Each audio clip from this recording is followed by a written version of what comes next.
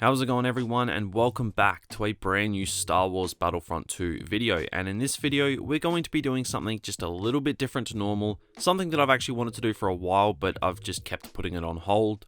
We're going to be making this a big video as we are going to be talking about how Star Wars Battlefront 2 done the absolute impossible, redeeming a game that was for many people 100% beyond redemption. Because as we all, or at least 99% of the people who watch this video will know, Battlefront 2 had one of the worst and most controversial video game launches in history, if not the actual worst.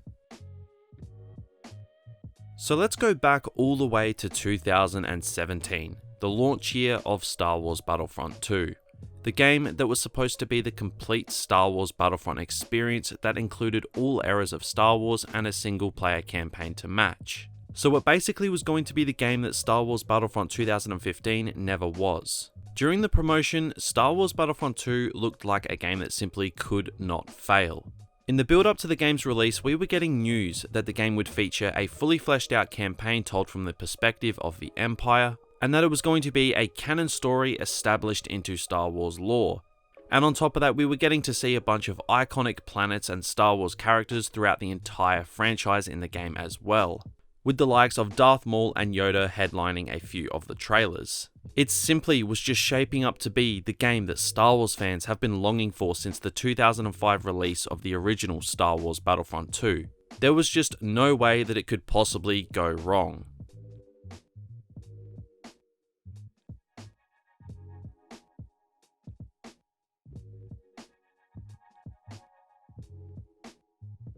Now that takes us to November 9th, 2017, the day it all went wrong. Battlefront 2's early access was available to EA Access and Origin members, but more importantly, it was the first look at the loot box controversy that had the gaming world in an absolute EA bashing frenzy. EA had ruined the beloved Battlefront franchise with corporate greed with pay-to-win mechanics. And it didn't go down well, as we all know, as the echoes of this game's release are still felt to this day, over 2 years from when it happened. Governments got involved, the Star Wars name under EA had fallen down the drain, and millions of fans who bought into the game's hype and promise had been betrayed and let down by the game that was supposed to be the ultimate Star Wars game. Not to mention the extremely highly anticipated campaign fell flat for the most part. The cutscenes were really high quality and interesting, but the story burnt its exciting premise 2 missions into the game, and then it became a generic and repetitive single player campaign that of course consisted of you hacking down bugs as Luke Skywalker for 5 minutes. It was kind of weird. But almost immediately after the game's release, Battlefront 2 began the repair work after the release of the pre-planned The Last Jedi DLC in December, which included Crate, a new large-scale map, as well as 2 new heroes, Finn and Captain Phasma, with a campaign DLC to go alongside, which gave us an ending to the characters in the campaign, which was actually, in my opinion, kind of good. But the first 6 months of Battlefront 2's release was slow and frustrating for the player base that chose to stick around and just cling to hope that the game would one day become the game that it was always supposed to be. These were known as the dark times. As a Battlefront content creator on the platform, I personally felt the full weight of this time, and it was not fun in the slightest. The post-launch content Battlefront 2 was supposed to get had been sort of put on hold because DICE had to revamp the entire progression system, due to the fact that it was entirely built around loot boxes, and seeing as they were disabled due to Disney stepping in and basically slapping EA. Wolf! You don't fucking talk to me like that! You little piece of shit! They also had to do a ton of fixes from the game's launch. It was truly a frustrating time to say the very least, as the Solo A Star Wars Story expansion was the first major content drop, which included a bunch of hero skins as well as Kessel, a small scale map pulled straight from the film, but much like Solo A Star Wars Story, it wasn't exactly what fans wanted. But after a slow burning few months for Battlefront 2, things started to turn around with the announcement at EA Play. At the time, design director for Battlefront 2, Dennis Brandvell, revealed that Geonosis, General Grievous and Obi-Wan Kenobi would be coming in upcoming free DLC. And then Anakin Skywalker and Count Dooku would soon follow. This was the reveal that Battlefront fans had been waiting for, and after months of getting content that basically nobody wanted, such as Ewok Hunt and the solo DLC, we finally got that Clone Wars content that most of us brought the game for. The months after this, however, were incredibly slow, and the hype that the initial Clone Wars expansion gave out started to die down due to not much going on within Battlefront 2. But on October 31st, General Grievous came to Battlefront 2, the first hero in nearly a year, and although he released as a bit of a buggy mess, this was easily a turning point for Battlefront 2. And nearly a month later, on the 28th of November 2018, is where Battlefront 2 truly took a big turn. The balance of the Force has been shaken. The Clone Wars have begun. The release of Geonosis and Obi-Wan Kenobi to Battlefront 2 was the first major map since launch, excluding the pre-planned map of Crate in The Last Jedi DLC, and it completely blew people away. Obi-Wan Kenobi was very well brought to life by the Clone Wars voice actor James Arnold Taylor, and Geonosis at times felt like it actually looked better in Battlefront than it did in Attack of the Clones. It was very impressive to say the least. The Geonosis reveal trailer for Battlefront 2 also gathered millions of views on YouTube, and it was at this moment that people started to sway their opinion on Battlefront 2. Within almost a year, DICE truly had Battlefront 2 back on track after what was a grueling and tough year for Battlefront fans. Young Skywalker.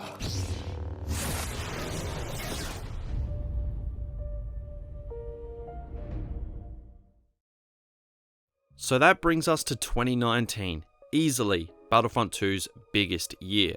The year started off in a great way with the introduction of Count Dooku to the villain roster, and in February, the arrival of the highly anticipated Chosen One, Anakin Skywalker.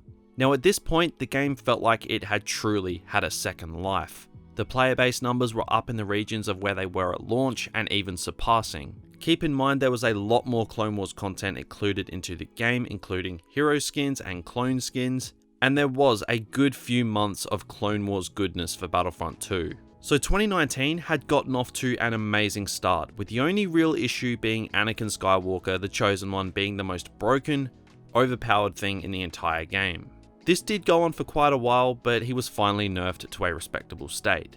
And in the months that followed, Battlefront 2 kept receiving updates. Although they weren't at the quality and frequency of the previous month, they were still enough to keep players interested. And on March 26th, 2019, Capital Supremacy was brought to Battlefront 2. A ferocious fight between good and evil. In the thick of the Clone Wars, the forces of the Galactic Republic and the Separatists clash in a high-stakes tug-of-war. Led by their vicious superiors, the Droid Army launches an invasion on the Republic attack cruiser. The large-scale game mode that would feature an all-out Clone Wars battle with capital ship takedowns. It was something that Battlefront 2 was sorely lacking, and it had finally arrived and reshaped the entire game. Along the way in the months that followed the inclusion of Capital Supremacy, DICE finally brought the highly requested droidy card to Battlefront 2, which was a big deal. It was something that seemingly eluded the game for quite some time with the infamous crashed speeder debacle.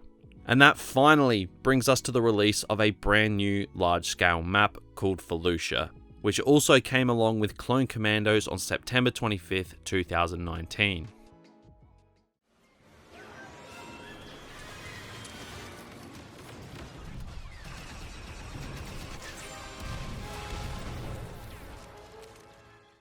It was at this time that people once again, who were still under the impression that Battlefront 2 was a dead game, had come to the realization that it had taken on a new life and really started to progress into something pretty exciting. Massive content creators started playing the game again, and the name Battlefront 2 was slowly starting to remove that sour reputation from its launch. Felucia was one of the most visually impressive Star Wars locations we have ever seen in a Star Wars video game, and was a massive breath of fresh air for Battlefront fans. And the Clone Commandos played like an absolute dream and were just another excellent addition to the constantly expanding Battlefront 2. Who's your master, Padawan? Someone I killed, perhaps? What Jedi gave their life so that you might live? Now this brings us to the release of Star Wars Jedi Fallen Order, an excellent Star Wars game that had a really good release and was met with overwhelming positivity from players and critics alike. And the success and positivity surrounding Jedi Fallen Order has led a lot of new players to Battlefront 2, as the impression for the most part since then has been that, you know what, maybe EA Star Wars games aren't all that bad. So people have been more inclined to check in on Battlefront 2 to see if it's worth to start playing again. The player base for Battlefront 2 the past few weeks has certainly been rising, and I have noticed it through comment sections of my videos alone. New players are dropping by asking questions about the game, and it's truly amazing to see. It goes to show that what a success for Star Wars games can have over the entire community, and all of those who are coming by to see how Battlefront 2 has changed for the most part seem to be massively surprised with the turnaround that the game has had. So that brings us to December 2019, right now. A few days ago we received updates that Battlefront 2 would be getting 2 updates this month. One of which would include a ton of new reinforcement skins, which all look absolutely fantastic. Also, the Rise of Skywalker expansion was announced, which will run alongside the film coming later this month. Now this is going to include a brand new map from the film, as well as 4 new reinforcements and 2 new heroes in the form of BB-8 and BB-9E. So DICE have decided to start getting a little bit creative with heroes, which is something that's going to be very interesting to see. And if that wasn't enough for December, the announcement of the Star Wars Battlefront 2 Celebration Edition has been made public, as it seems like EA and DICE are really trying to rebrand this game, as I think honestly it is warranted given how much the game has changed. Now in this Celebration Edition, you can get the game as well as every single purchasable cosmetic item for $40. Or if you already have the game, you can upgrade for $25, and if you have Origin Premiere, you can upgrade for free. Or you could simply just buy the normal version of the game, or you could just not upgrade at all. They are not forcing you to do absolutely anything, as it seems they have definitely learnt their lesson this time round.